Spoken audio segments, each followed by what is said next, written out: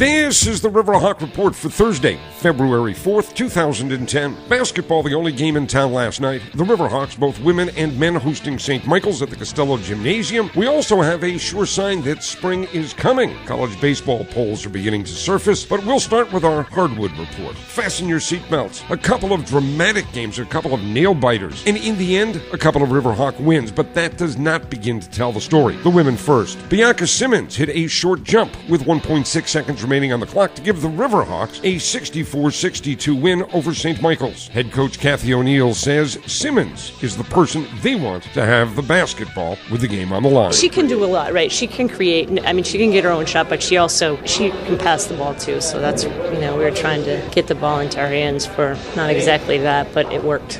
For the coach, it was her 399th career win. It did not come easy. The Riverhawks led most of the night, but struggled to apply the knockout punch. I like this team. I think at times we lack a little experience maybe, down the stretch. I don't know. We do something great, and then we turn around and do something not so great. Simmons' basket put the game in the win column. She was one of 5 Riverhawks in double digits. Chrissy Little led scoring with 12. Jen Valente, Amanda McGrew, and Rochelle Valentine, as well as Simmons, all hit for 10. Brianna Zajdak may not have topped the stat board, but her 6 points, 6 rebounds, and a stifling defense were key. Z played a really good game, and we needed her post defense because we were struggling in the post. I think Z played the best defensively for us tonight out there. She helped well, she rebounded well, and she scored. And that's what she does well, so it was nice. And again, the Riverhawks were winners, beating St. Michael's, UMass Lowell 64, St. Mike's 62.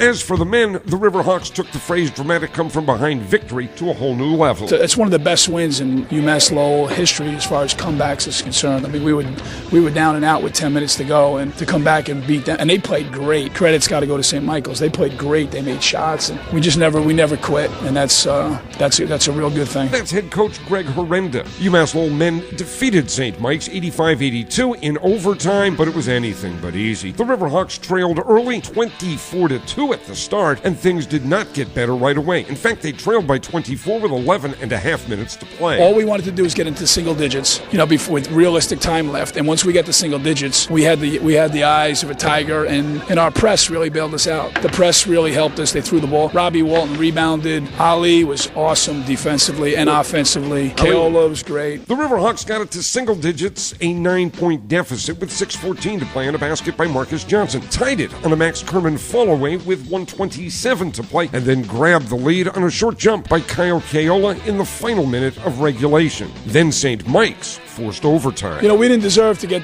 win that game easy, so when it went into overtime, we kind of got what we deserved, but then we got what we deserved in overtime. We just kept our composure and won a really, really tough basketball game. Robbie Walton, Kerman, and Keola hit big shots in the extra period, and Walton added a couple of free throws to seal the victory. Keola led Riverhawks scoring with 28 points. We called his number out twice, and we went right to him, and he made the huge 3 on the Carolina play, and then he made a huge pull-up in the corner. He is going to be one of the best players ever to put a UMass Lowell basketball uniform on. He's really, really tough. In addition to Keola, Ellie Canaan and Scotty Tavares-Taylor added 14 points apiece. Canaan was huge defensively, including 5 blocked shots. Kerman had only 7 points, but they came in the clutch. Oh, Max, that's when Max makes the shots, when he's falling down. Because if his feet is set, he doesn't make it. When he's falling down, he somehow finds a way to make tough baskets, and he's got a lot of heart. That game's about heart and character, and not a lot of coaching, but we just kept on trying. Again, the Riverhawks were winners in overtime, 85-82 the final. Basketball, both men and women, will be back in action Saturday. They host Stonehill at the Costello Gymnasium. The women at 1, the men at 4:30.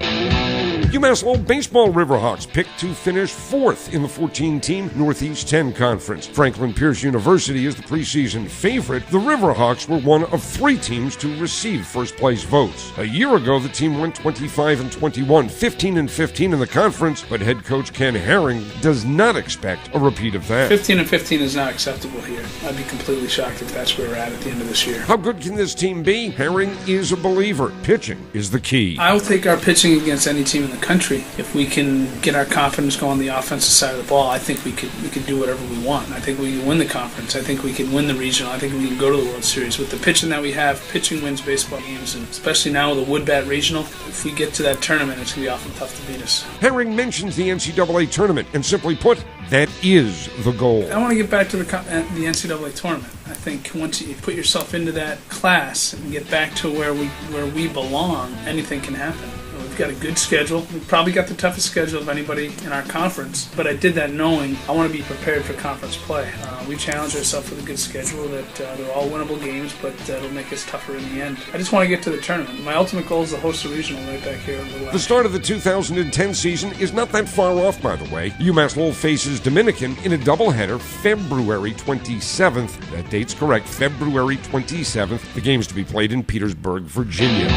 Some honors for UMass Lowell track athletes. 800-meter runner Haley Katarius and shot putter Jackie Barrett named the Northeast 10 Conference Women's Athletes of the Week. On the men's side, Dante Brown was named the Athlete of the Week. Evan White was named the conference's Freshman of the Week. The track and field teams will be at Yale University this weekend. The UMass Lowell Hockey Riverhawks have a busy weekend ahead. Friday, they host the defending national champion Boston University Terriers at the Songus Center. Saturday, they visit a very tough Merrimack squad in North Andover. And that's the Riverhawk Report for Thursday, February 4th, 2010.